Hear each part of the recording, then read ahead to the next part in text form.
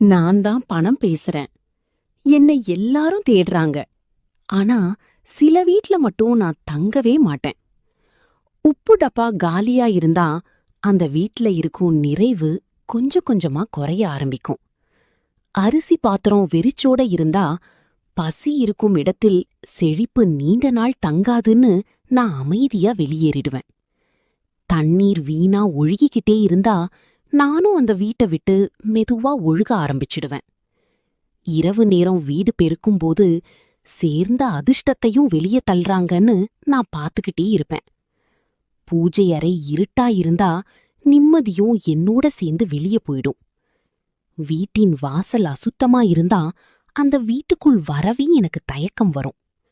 நான் வெறும் காகிதம் இல்ல, ஒழுக்கம், சுத்தம், நன்றி உணர்வு இருக்கும் இடத்தில்தான் நான் நிலையாக தங்குவேன். அதனால்தான் நம்ம முன்னோர்கள்